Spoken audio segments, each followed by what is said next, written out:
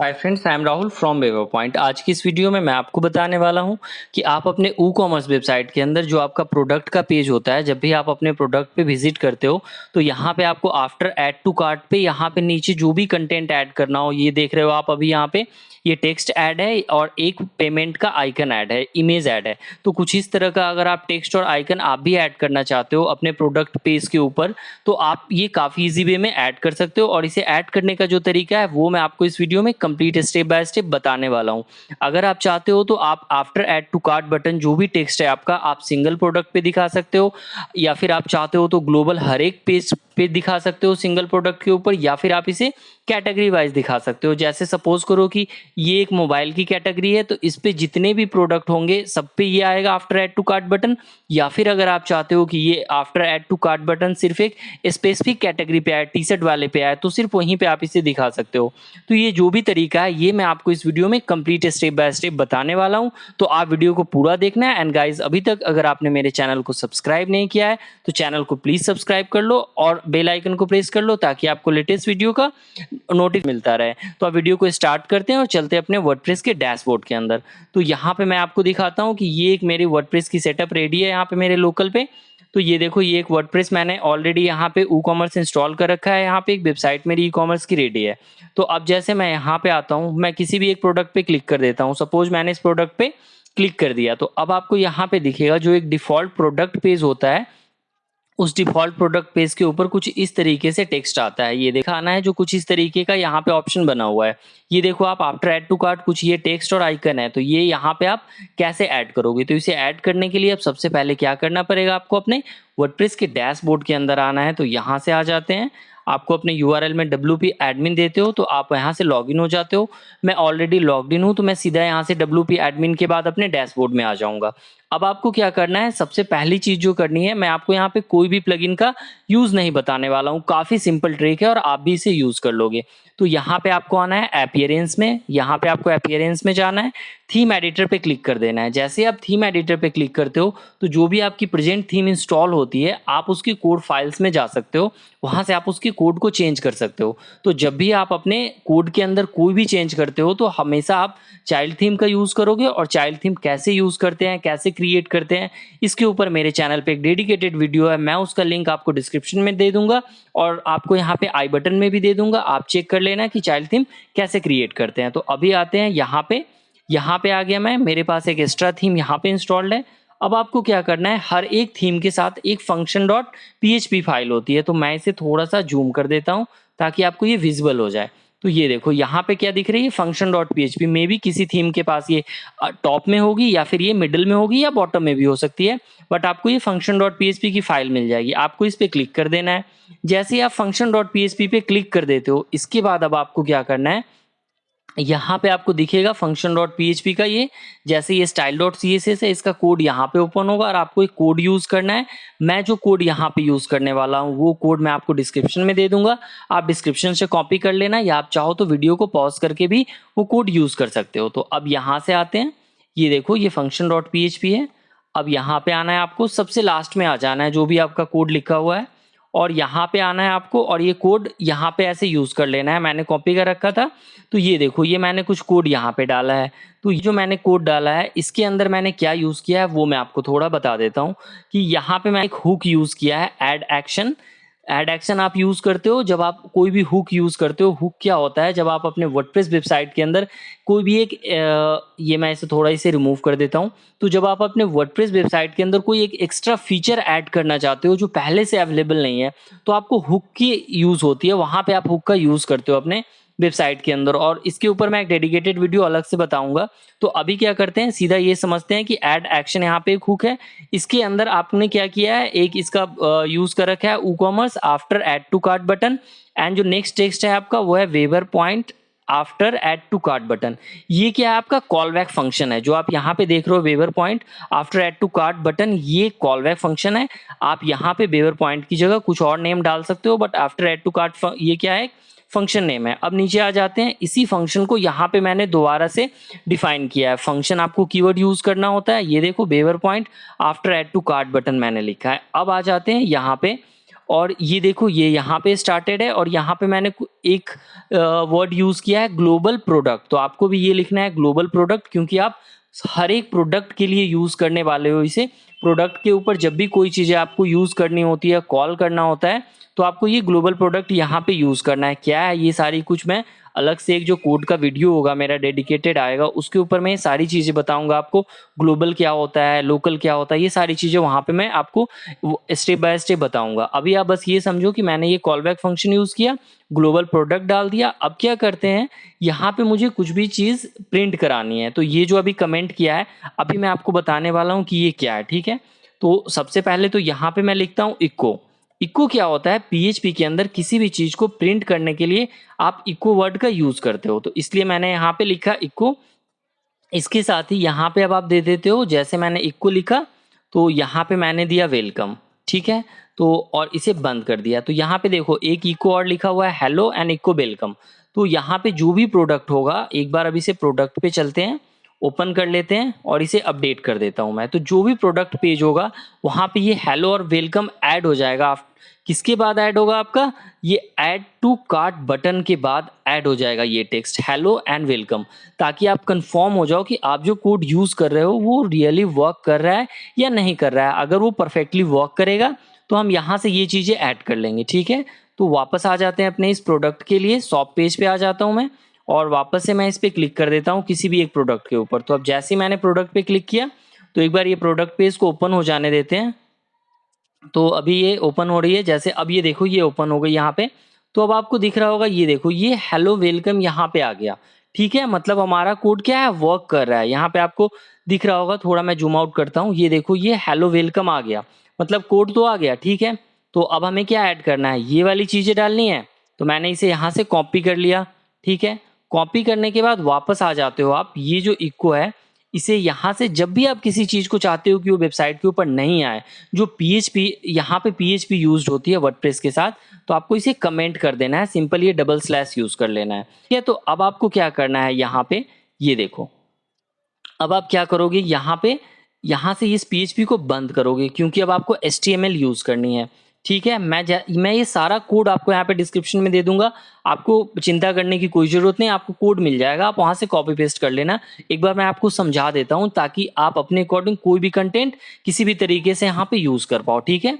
तो अब आ जाते हैं इको के अंदर, ठीक है। ये देखो, तो यहाँ से मैंने इको के बाद ये क्लोज कर दिया पीएचपी को, और क्योंकि मुझे एचटीएमएल यूज़ करना है, ठीक है। ये मैंने टेक्स्ट डाल दिया, इसे मैं डाल देता हूँ हेडिंग HTML टैग। आप यहाँ पे काफ़ी इजी वे में अब यूज़ कर सकते हो। और इसके स्टाइलिंग के लिए आप क्या करोगे, यहाँ पे क्लास ऐड कर लोगे H3 के इनसाइड में। जैसे ये देखो, यहाँ पे आप ऐसे क्लास लिख के क्लास ऐड करोगे और CSS में जो भी चेंजेस आपको करना है आप इजी वे में कर लोगे, ठीक है। तो ये 3 चीज़ें आ गई।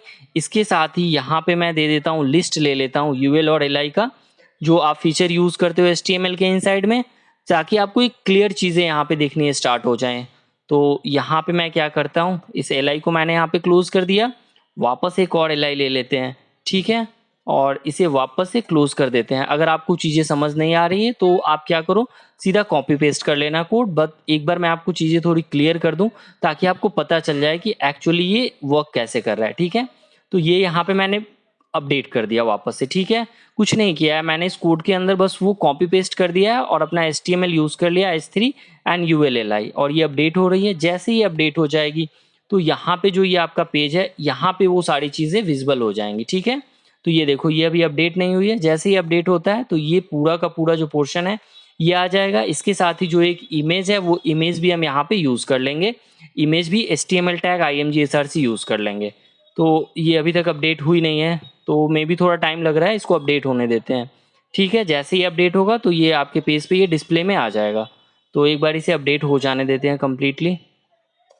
एक बार मैं दोबारा क्लिक कर देता हूँ, ये देखो ये अपडेट हो गई, फाइल एडिटेड सक्सेसफुली। वापस से इसे एक बार रिफ्रेश करते हैं तो होपफुली ऐड हो जाना चाहिए अब रिफ्रेश होने के बाद। तो एक बार इसे रिफ्रेश हो जाने देते हैं, ये आ जाएगा यहाँ पे जो भी टेक्स्ट मैंने यूज़ किया है। तो ये देखो ये आ गया टेक्स्ट, कि ये आ गया, ये फ्री शिपिंग आ गया, ये सारी ये तीनों चीज़ें आ गई। आप अपने अकॉर्डिंग इसे डिज़ाइन कर लेना, ठीक है। अब वापस आ जाते हैं, अगर मुझे इमेज लगाना है तो इमेज लगाने के लिए क्या आप यूज़ करते हो, HTML में IMG SRC यूज़ करते हो। सेम चीज़ आपको यहाँ पे भी करनी है, IMG SRC। और इमेज आपको कहाँ यूज़ करनी होती है, आपके मीडिया में होती है इमेज। तो अब आप यहाँ से आ जाते हो, जो आपका ये मीडिया लाइब्रेरी है आप इस पर क्लिक करोगे, यहाँ पे आ जाओगे और लाइब्रेरी में मीडिया में अगर आपकी ये इमेज अवेलेबल है तो आप यहाँ से ले लो, अदरवाइज आप क्या करो बाहर से उस इमेज को अपलोड कर सकते हो। तो यहाँ पे आ जाते हैं मीडिया में, आपको मैंने एक इमेज ऑलरेडी यहाँ पे अपलोड करके रखी हुई है अगर आपके पास, तो आप अपने सिस्टम से क्या कर सकते हो इमेज को अपलोड कर सकते हो, काफ़ी ईजी वे है। तो ये देखो ये मेरे पास एक इमेज है और मैं इसे क्या कर लेता हूँ, कॉपी कर लेता हूँ URL को, वापस आ जाते हैं यहाँ पे और एक बार इसमें मैं इसे पेस्ट कर देता हूँ। अब देखो चीज़ें कितनी इजी है, यहाँ से मैंने अपडेट कर दिया इसे, ठीक है। अब जैसे मैं इसे अपडेट करूँगा वापस आऊँगा यहाँ पे, एक बार इसको मैं रिफ्रेश कर देता हूँ। अब जैसे मैं इसे रिफ्रेश करूँगा तो यहाँ पे आपको चीज़ें बिल्कुल क्लियर दिखनी है, स्टार्ट हो जाएंगी। तो एक बार मैंने अकॉर्डिंग चेंज कर लेना, ये देखो ये इमेज आ गई, टेक्स्ट आ गई, यहाँ पे चीज़ें क्लियर हो गई। अब आप किसी भी प्रोडक्ट पे जाओगे ना तो ये आपको इमेज दिखेगी। अब मैं दूसरे प्रोडक्ट को ओपन करता हूँ और अभी मैं आपको चीज़ें क्लियर करता हूँ कि अब आप प्रोडक्ट वाइज और कैटेगरी वाइज कैसे इसे दिखाओगे, ठीक है। अब जैसे मैं इस प्रोडक्ट पे क्लिक करता हूँ तो अब मैं इस प्रोडक्ट पे आऊँगा तो यहाँ पे भी मुझे ये चीज़ें विजिबल होंगी जो मेरे इसमें विजिबल है, यहाँ पे इस प्रोडक्ट पे मैंने आपको दिखाया था। तो ये देखो ये क्या हो रहा है, हर प्रोडक्ट के ऊपर आ रहा है ये।